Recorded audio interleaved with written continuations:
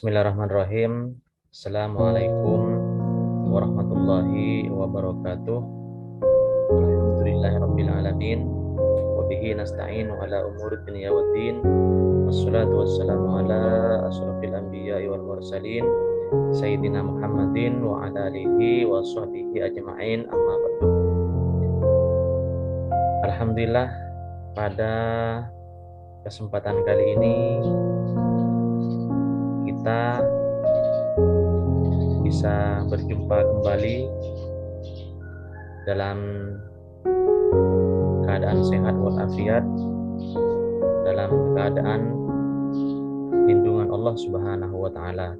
Mudah-mudahan kita tetap berada di dalam anugerah Allah Subhanahu wa Ta'ala. Amin amin ya rabbal alamin. Kali ini kita akan membahas hadis sebagai sumber Islam yang kedua. Bagaimana pengertian hadis, macam-macam hadis, kedudukan dan landasan hadis, dan fungsi hadis terhadap Al-Quran. Bagaimana kita menggunakan hadis sebagai sumber kedua dalam ajaran Islam. Inilah yang akan kita bahas pada kesempatan kali ini. Kalau kita berbicara tentang hadis, maka tentu objeknya mengarah kepada Rasulullah SAW. Jadi mengarah kepada segala sesuatu yang bersumber kepada Nabi, baik itu berupa perkataan al-qauli, berupa perbuatan al-fi'li, berupa ketetapan at-takriri, atau berupa sifat al-wasfi. Ya. Jadi inilah yang bersumber dari pribadi Rasulullah SAW, yang bisa kita ambil perkataan beliau, perbuatan beliau, ketetapan beliau, atau apa yang beliau akui, atau mengenai sifat-sifat beliau. Nah, seperti itu. Inilah kemudian yang diistilahkan sebagai hadis. Namun di samping istilah hadis, kita juga mengenal ada istilah sunnah, ada juga khabar, ada juga asar. Nah, kemudian ternyata meskipun istilah-istilah ini secara mendasar mempunyai pengertian yang sama, tetapi kemudian mempunyai konsep sendiri-sendiri. Misalnya hadis itu kemudian diartikan sebagai segala sesuatu yang bersumber dari Rasulullah setelah risalah. Itu kemudian disebut dengan hadis. Sunnah mengandung pengertian segala sesuatu yang bersumber dari Rasul, baik sebelum maupun sesudah risalah. Jadi ini berarti lebih umum daripada hadis, karena segala sesuatu yang bersumber dari Rasul, baik itu sebelum adanya risalah maupun setelah adanya risalah, disebut dengan sunnah. Sedangkan hadis lebih mengarah kepada yang bersumber dari Nabi setelah turunnya risalah itu. Tetapi kemudian ada yang mengartikan hadis itu lebih fokus mengarah kepada perkataan Nabi, sedangkan sunnah lebih mengarah kepada perbuatan Nabi. Tetapi juga ada yang memberikan pengertian bahwa sunnah juga mencakup segala sesuatu yang bersumber dari Rasulullah SAW. Nah, di samping kedua istilah ini ada istilah khabar. khabar di sini diartikan sebagai segala sesuatu yang juga bersumber dari Rasulullah. Jadi sama, ya, karena secara mendasar memang mengarah kepada pengertian yang sama. Nah, tetapi kemudian khabar juga dipakai sebagai segala sesuatu yang bersumber dari Rasul dan sahabat. Jadi yang bersumber dari sahabat juga diistilahkan dengan khabar. Yang terakhir adalah istilah asar. Asar juga mengandung pengertian yang sama, segala sesuatu yang bersumber dari Rasul. Nah, tetapi kemudian mempunyai pengertian segala sesuatu yang bersumber dari Rasul dan selain Rasul, baik itu dari sahabat maupun dari tabi'in. Nah, seperti itu. Jadi ini adalah pengertian hadis yang perlu kita pahami.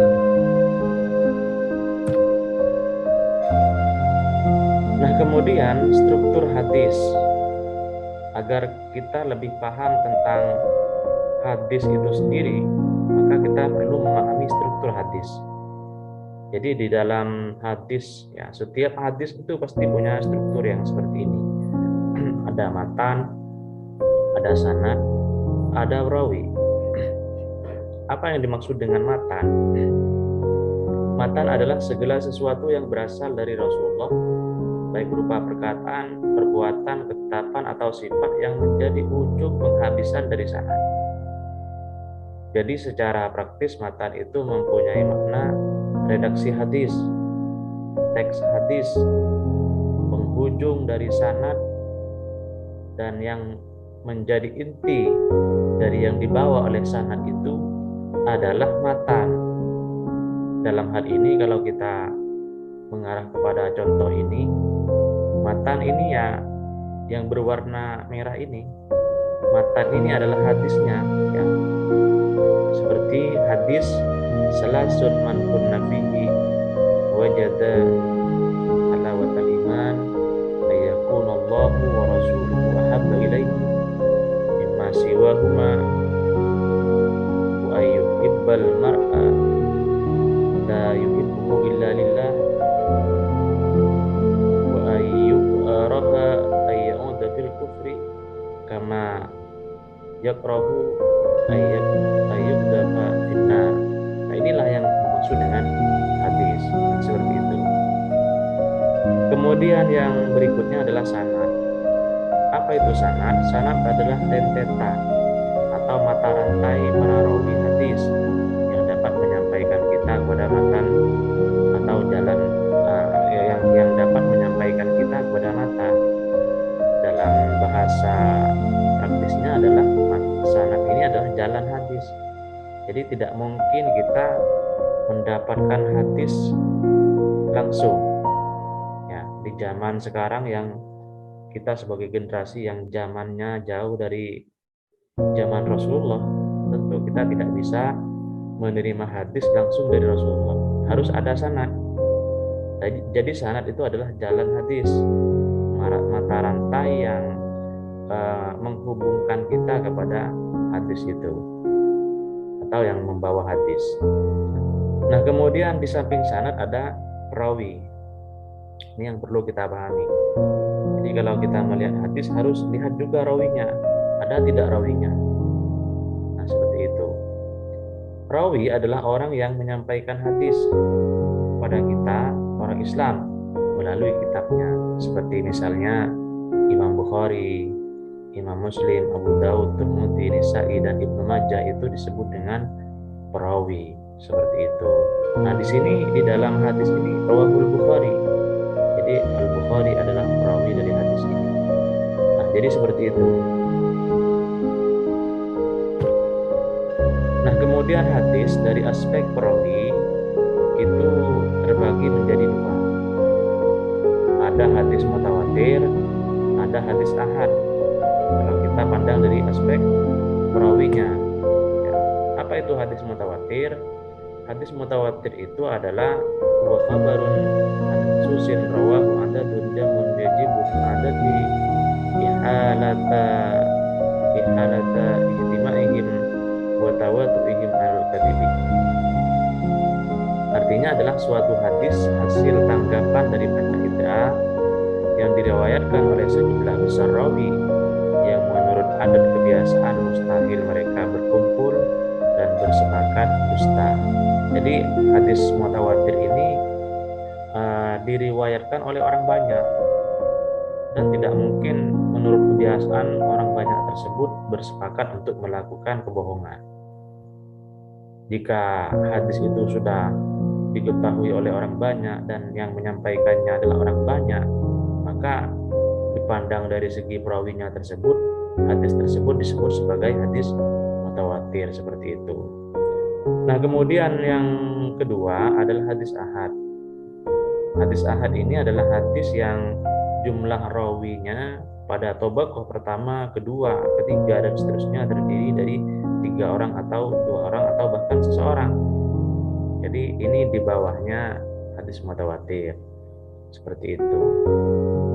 Jadi kalau misalnya kita menelusuri suatu hadis, kemudian kita menjumpai sanadnya hanya terdiri dari 1 orang atau 2 orang dari tiap generasi, maka kita bisa menyebut hadis tersebut sebagai hadis ahad seperti itu.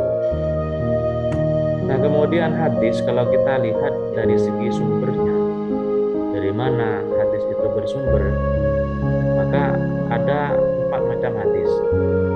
Ada hadis qudsi, ya, ada hadis ma'ruf, ya, ada hadis marfu maksudnya, ada hadis mauquf, kemudian ada hadis maktub seperti itu. Kalau hadis qudsi itu adalah hadis yang bersumber kepada adalah hadis yang berasal dari Allah, cuma redaksinya dari Nabi. Jadi hadis tersebut dari Allah, maknanya dari Allah, tapi redaksi hadisnya dari Nabi. Itulah perbedaan hadis qudsi dengan Al-Quran. Kalau Al-Quran itu secara lafaz maupun secara makna itu dari Allah. Kalau hadis secara makna dari Allah, tetapi secara lafaz dilafadzkan oleh Nabi Muhammad sendiri seperti itu. Biasanya di dalam hadis ini diciri-cirikan dengan begini. Qala Rasulullah sallallahu alaihi wasallam, qala Allah azza wa jalla. Nah, biasanya seperti itu. Kemudian berikutnya adalah hadis marfu. Hadis marfu itu adalah hadis yang bersumber kepada Rasulullah. Hadis marfu adalah hadis yang bersumber kepada Rasulullah sendiri. Kemudian hadis mauquf adalah hadis yang bersumber kepada sahabat. Sedangkan hadis maktub adalah hadis yang bersumber kepada tabi'in. Jadi tidak sampai ke sahabat. Yang mauquf tidak sampai ke Nabi. Nah, yang marfu inilah yang sampai kepada Nabi dan merupakan sabda Nabi atau perbuatan Nabi itu sendiri. Nah, seperti itu yang perlu kita pahami. Nah, kemudian dari segi kualitas dan sanadnya, hadis itu ada 3. Ya, dari segi kualitas dan sanadnya hadis itu ada 3. Yaitu ada hadis sahih, hadis hasan, dan hadis dhaif. Nah, seperti itu. Ini dari segi kualitasnya. Jadi hadis itu tidak semuanya mempunyai kualitas yang sama sebagaimana Al-Quran. Karena memang berbicara tentang kodifikasi hadis, ini tidak sama dengan periode kodifikasi Al-Quran. Kalau Al-Quran kita mengetahui sudah pernah ditulis pada masa Nabi, meskipun tidak dibukukan di dalam bentuk mushaf. Nah, tetapi hadis pada masa Nabi sendiri dilarang ditulis.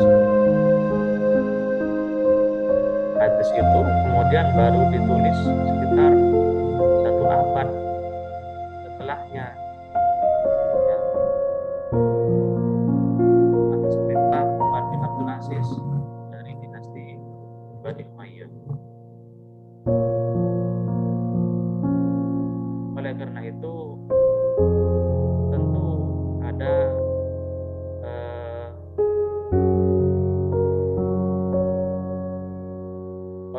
originalitas yang perlu diteliti sehingga kemudian memunculkan hadis dari segi kualitas dan sanadnya ini. Ada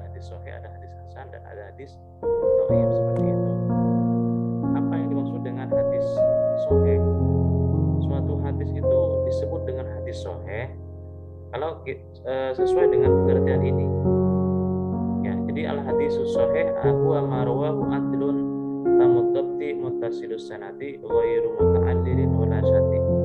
Hadis sahih itu adalah suatu berita hadis yang diriwayatkan oleh perawi yang adil. Ya, jadi diriwayatkan oleh perawi yang adil. Kemudian sempurna hafalan artinya kuat hafalannya. Kemudian bersambung sanadnya, tidak ada yang terputus dan tidak ada cacat yang tersembunyi baik pada sanad maupun pada matanya, dan pengertiannya tidak janggal. Nah, seperti itu. Jadi itu adalah merupakan pengertian dari hadis sahih.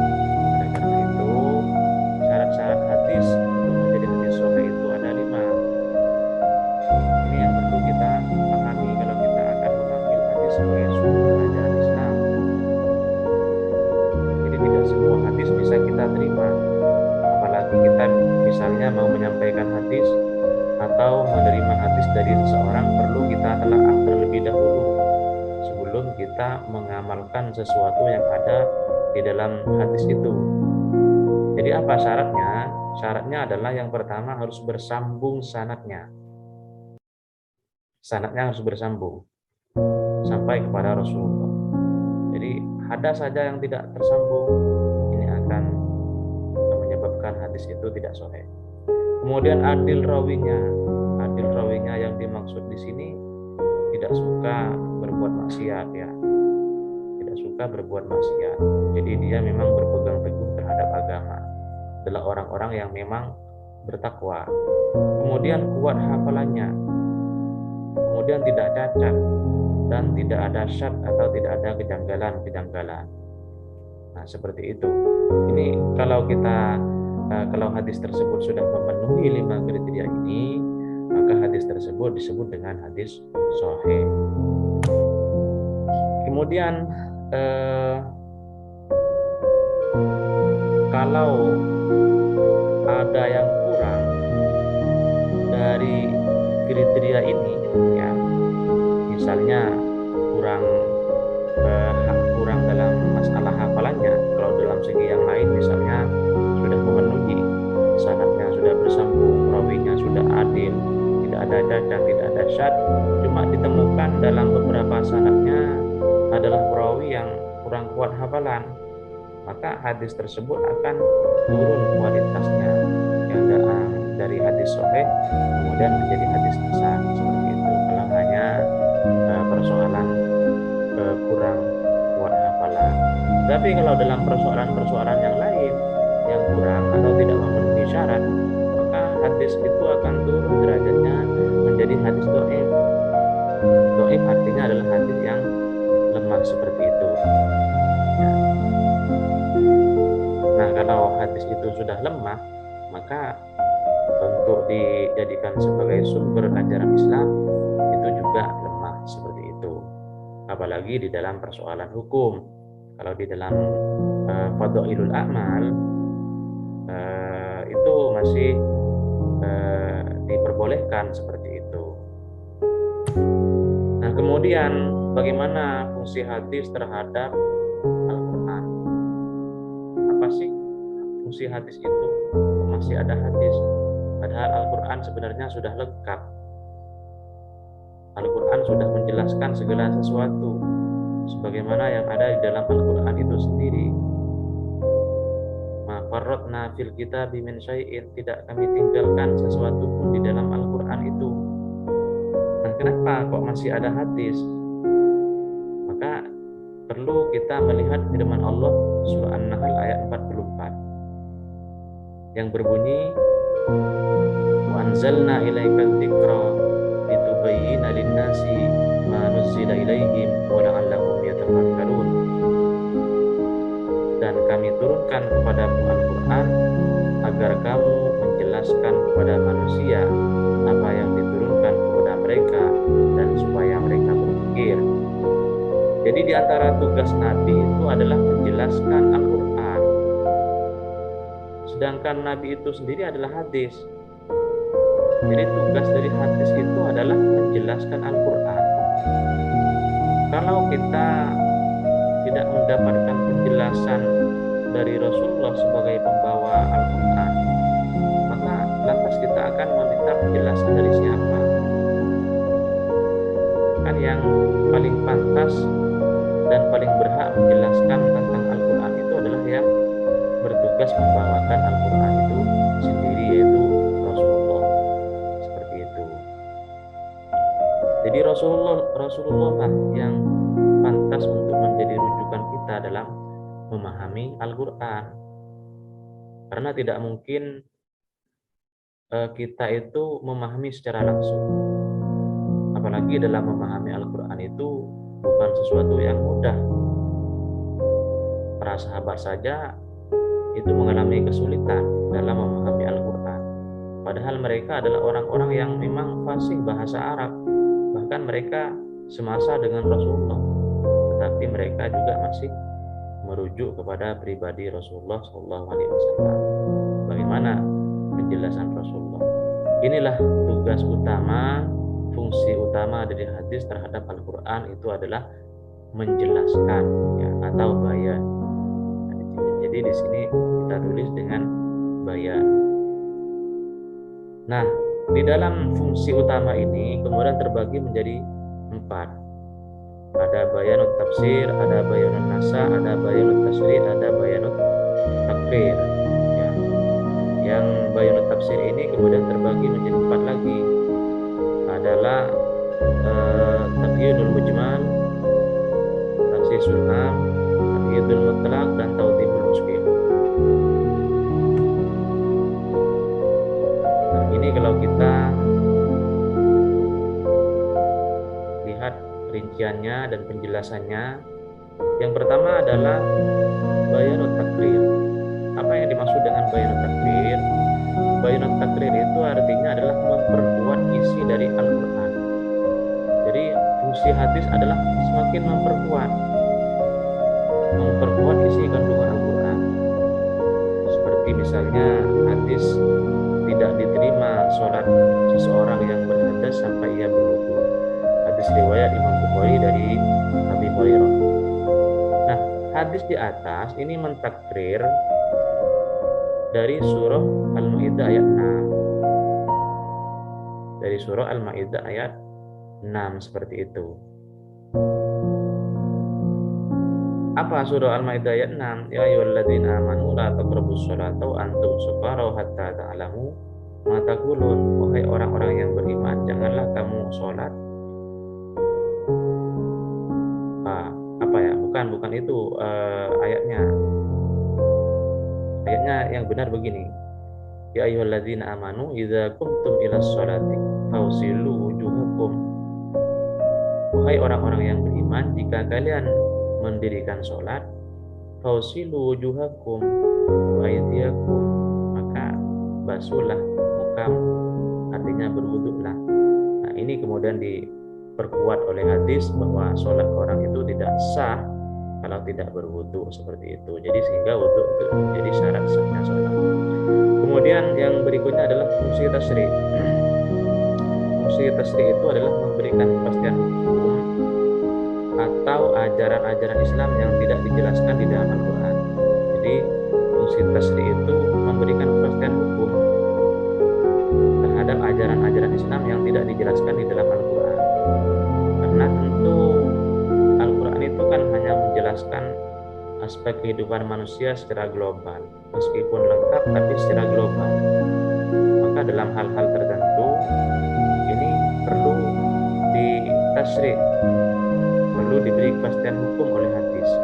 Maka di sini fungsi hadis adalah litasri.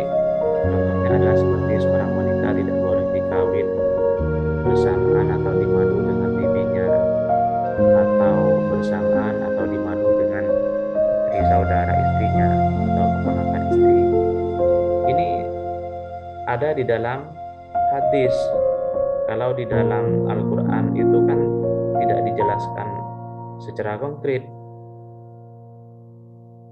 Yang dijelaskan itu adalah hurrimat alaikum ummahatukum ila akhirih, itu ya, telah diharamkan kepada kalian ibu kalian ila akhirih. Nah, ini penjelasan hal seperti ini ada di dalam hadis. Jadi inilah fungsi hadis litasrih. Kemudian berikutnya fungsi hadis adalah dinasah ya. Jadi ketentuan yang datang kemudian dapat menghapuskan ketentuan yang terdahulu. Hadis ini bisa menghapuskan ketentuan yang terdahulu. Contohnya seperti misalnya ada hadis tidak ada wasiat bagi ahli waris. Ala wasiata liwarisin. Jadi berdasarkan keterangan dari Nabi, penjelasan dari Nabi bahwa tidak ada wasiat bagi ahli waris, tidak ada wasiat bagi ahli waris, tidak berlaku maksudnya. Nah, hadis ini ternyata menasakh surah Al-Baqarah ayat 180 tentang wasiat. Nah, seperti itu. Nah, kemudian yang terakhir adalah tafsir. Dalam fungsi tafsir ini adalah menafsirkan isi kandungan Al-Quran. Jadi fungsi hadis adalah menafsirkan isi kandungan Al-Quran. Apa saja?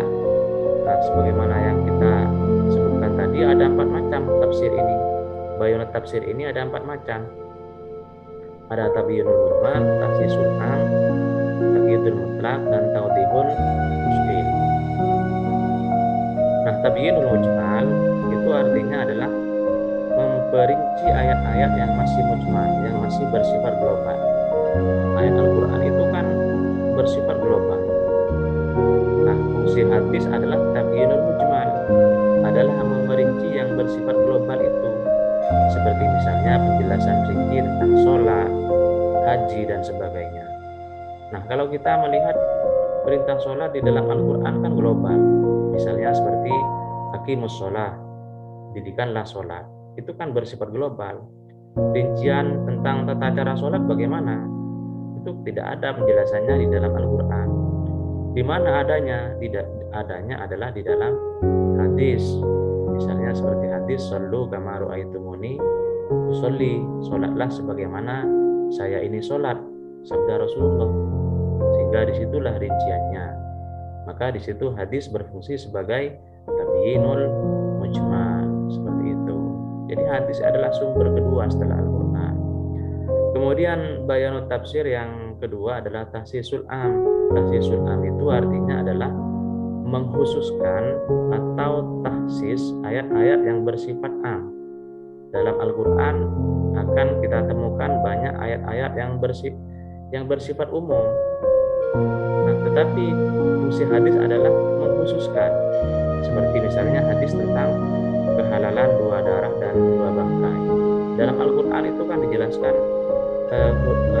hurrimat alaikumul maitatu waddamu wa lahmul khinzir, telah diharamkan kepada kalian bangkai, darah dan daging babi. Nah, itu kan bersifat umum. Semua bangkai berarti haram. Semua darah itu haram. Tetapi kemudian di dalam hadis ada yang ditaksis, ada yang dikhususkan, ada yang dikecualikan. Seperti itu, misalnya seperti kehalalan bangkai dari belalang dan ikan laut. Nah, seperti itu ada di dalam hadis. Kalau di dalam Al-Quran tidak ada perincian atau taksis seperti itu. Nah, kemudian berikutnya adalah bayanut tafsir. Bayanut tafsir itu, maksud saya bayanut tafsir yang ketiga adalah taqyidul mutlaq. Taqyidul mutlaq itu artinya adalah memberikan batasan taqyid terhadap ayat-ayat Al-Quran yang masih bersifat mutlak. Jadi fungsi hadis adalah memberikan batasan. Sampai di mana? Karena Al-Quran tidak memberikan batasan.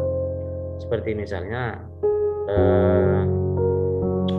kita melihat ada ayat Al-Quran seperti as-sariqu was-sariqatu faqta'u aydiyahuma. Jadi pencuri laki-laki dan pencuri perempuan dipotong tangannya. Nah, ini kan tidak ada batasannya tentang materi yang dicuri maupun tangan yang akan dipotong. Nah, ini ada di dalam hadis. Di dalam hadis kemudian dibatasi bahwa tangan pencuri tidak boleh dipotong, melainkan pada pencurian senilai 1/4 dinar atau lebih. Jadi Jadi hadis ini kemudian mentakyid atau membatasi ayat Al-Quran surah Al-Maidah ayat 38 seperti itu. Juga mengenai yang mana yang mau dipotong, apakah lengan, apakah semua lengan, atau sampai di tangan bawah saja. Ini kan penjelasannya ada di dalam hadis seperti itu. Kemudian yang terakhir adalah tawdihul muskil. Tawdihul muskil itu adalah menjelaskan ayat-ayat yang dirasa rumit. Seperti misalnya hadis yang menerangkan maksud dua benang al-khayd di dalam surah Al-Baqarah, "Wakulu wasrabu hatta yatabayyana lakumul khaytul abyadu minal khaytil aswadi minal fajri." Dan makanlah dan minumlah sampai jelas kepada kamu benang yang putih dari benang yang hitam.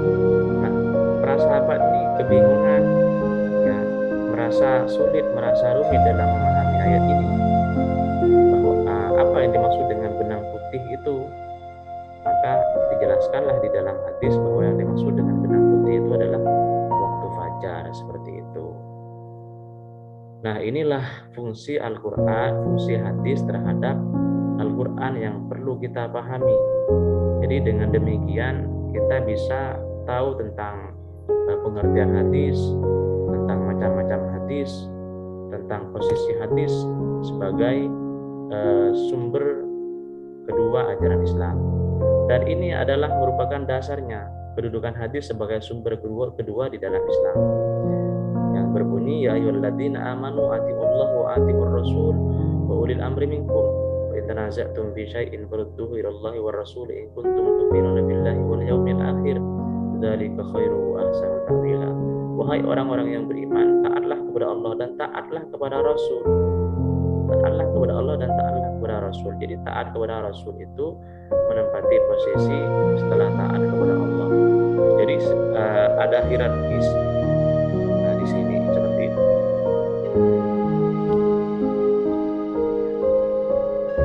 Nah, jadi demikian yang perlu kita pahami tentang hadis sebagai sumber kedua ajaran Islam. Demikian dari saya.